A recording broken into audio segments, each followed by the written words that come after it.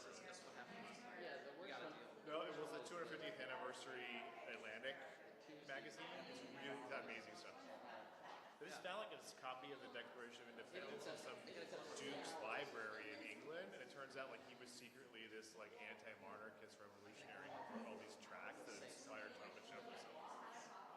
Yeah, it's like one of the only like 3 original copies. It's as original as the one in the National Archives. Cool, yeah. It's in Sussex. What do you got? There's a bunch of other great stuff. That was my read. I have terrible insomnia, so from like 1 to 3, I was just You should reading. just have Scott talk. Really, Scott. When I passed out, here I am again. But I do resist, like sometimes I'll wake up and some colleague will send me something at 11 p.m. I do resist replying at 3 in the morning. I think that's excessive.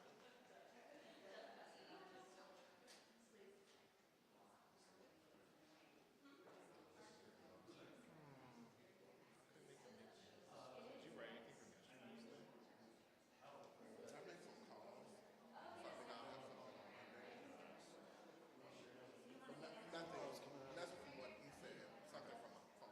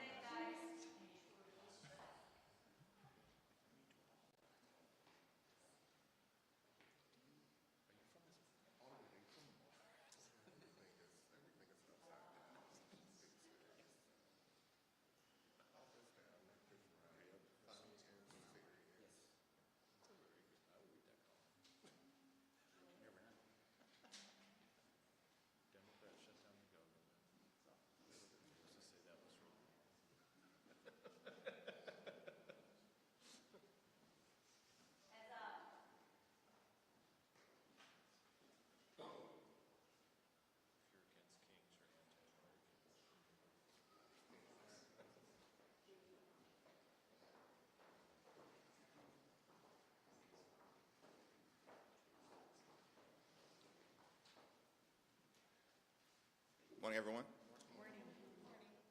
This is day 17 of the Trump Republican shutdown, and the House and Senate Democratic position remains the same. We look forward to sitting down with anyone, anytime, any place, either here at the Capitol or back at the White House, to reopen the government, to enact a spending agreement that actually makes life better for the American people, while also addressing decisively the Republican health care crisis that continues to hurt everyday Americans all across the country. Every day that goes by, there are people throughout America receiving notices that their health care premiums, copays, and deductibles are about to skyrocket. In the district in upstate New York, the North Country, currently represented by Elise Stefanik, there are couples who currently pay about $2,000 per year for their health insurance premiums because they benefit from Affordable Care Act tax credits. When those credits go away, that same couple will now pay more than $20,000 a year. They cannot afford that. These are working class Americans living paycheck to paycheck, struggling to get by, can barely survive, yet alone thrive. In this country, and this is the wealthiest country in the history of the world. So House and Senate Democrats are going to continue to hold firm as it relates to a basic common sense position that when we enact spending bills, we should be helping the American people, not hurting them. And so we will not support a partisan Republican spending bill that continues to gut the health care of the American people.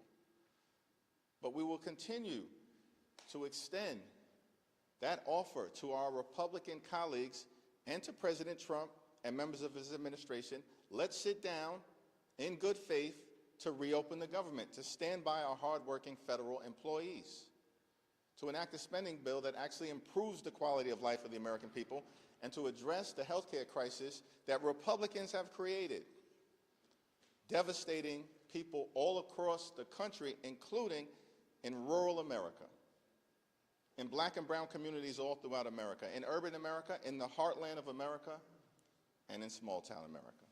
Questions? There you go. Thank you. It's looking increasingly unlikely that the shutdown will end before the end of the month, and some members of your conference have said that they'll forego paychecks at the end of the month during the shutdown. Are you going to make the same commitment now that it's getting closer?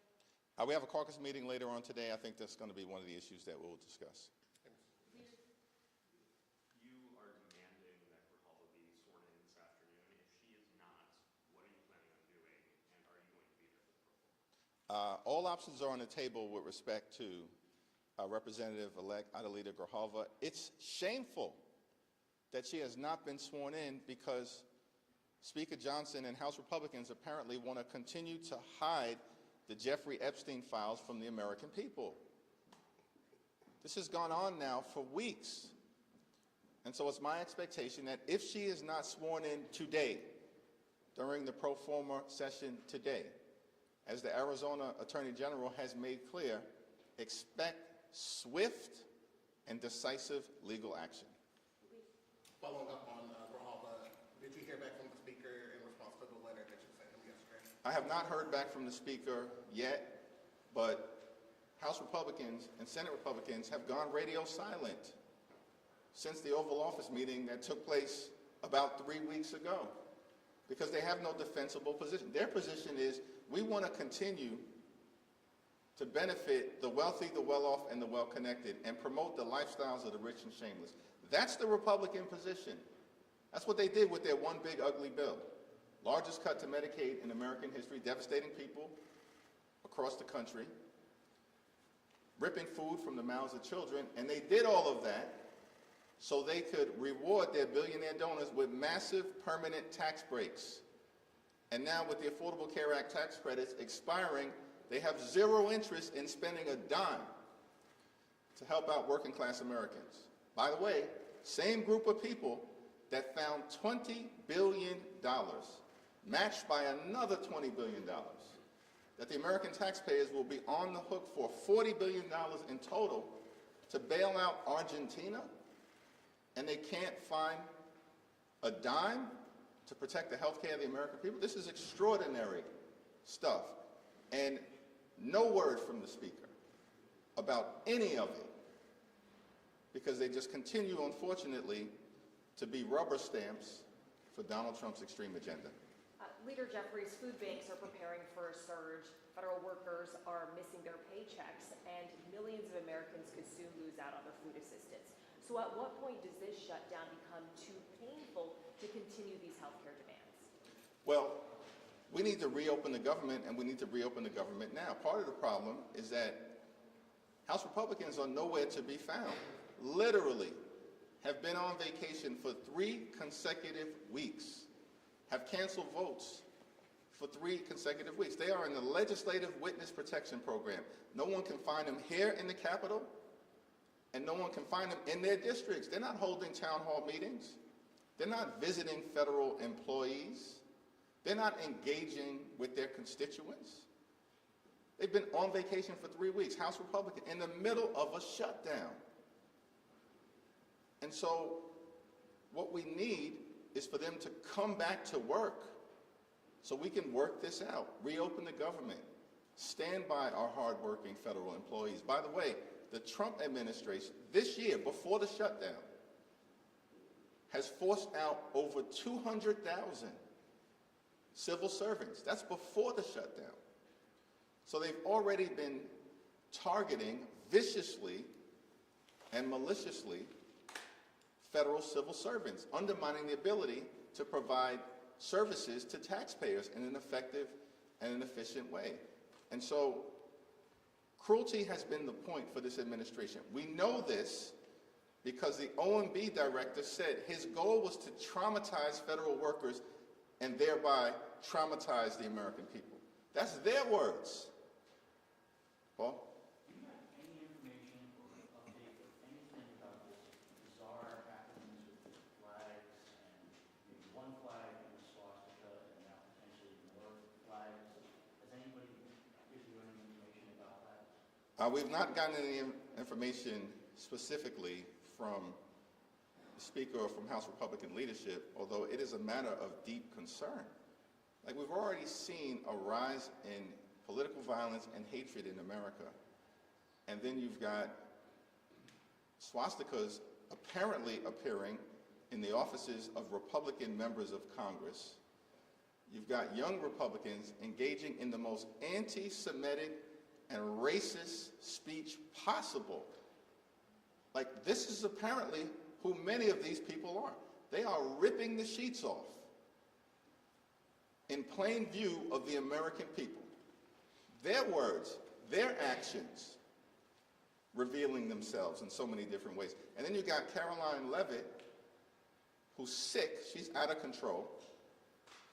And I'm not sure whether she's just demented, ignorant, a stone cold liar, or all of the above. But the notion that an official White House spokesperson would say that the Democratic Party consists of terrorists, violent criminals, and undocumented immigrants. This makes no sense.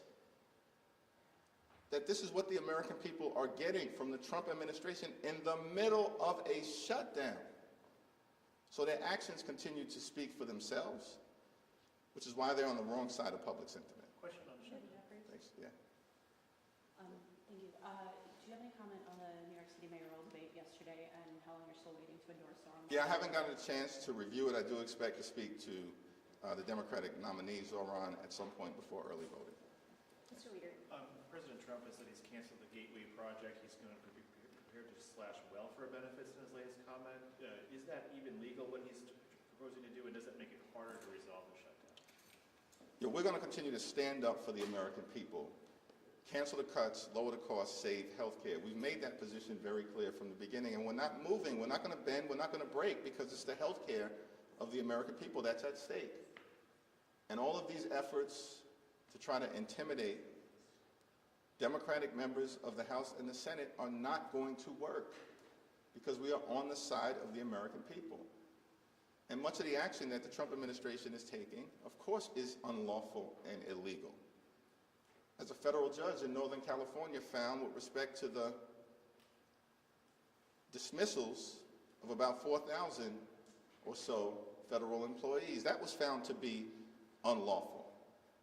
And so these threats to try to back us off our position, it's not working and it's not going to happen, because there is a Republican healthcare crisis that is devastating the American people, and we're going to continue to stand up for everyday Americans. Mr. Leader, you've been really trying to show united force with Leader Schumer. You guys have appeared together quite a bit. Yesterday on the floor, Leader Schumer encouraged every American to go out and participate in these No Kings rallies over the weekend. I know you said you hadn't looked at your schedule. Do you plan to participate in a No Kings rally? Will it be in New York? And why do you think that these rallies are important this weekend? Well, I haven't finalized my schedule for the weekend, given the sensitivities around the government shutdown, and I'm still very hopeful that Republicans will decide to show up for work so we can get the government back open. But I support the right of every single American to participate in the rallies that are going to take place this week. And showing up to express dissent against an out-of-control administration, that's as American as motherhood, baseball, and apple pie. That's the First Amendment. And the notion that this unhinged White House spokesperson would suggest that that's hateful. That's not hateful. What's hateful is what happened on January 6th. That was a Hate America rally sponsored by Donald Trump and his sycophants who incited a violent mob to storm the Capitol. That's what hate looks like. What you'll see this weekend is what patriotism looks like. People showing up to express opposition to the extremism that Donald Trump has been unleashing on the American people, and Donald Trump's failures, the Republican failure to keep their core promise. Because you know what their core promise was last year? They were going to lower the high cost of living. They haven't lowered the high cost of living. Costs haven't gone down on day one as they promised. They lied to the American people. Costs have gone up. Inflation has gone up. Grocery prices out of control. Housing costs out of control. Electricity bills skyrocketing. And now, because Republicans refused to extend the Affordable Care Act tax credits for working class Americans, middle class Americans, and everyday Americans, health insurance premiums are about to blow through the roof, bankrupt people, and prevent them from being able to see a doctor when they need one. Thank you, everyone.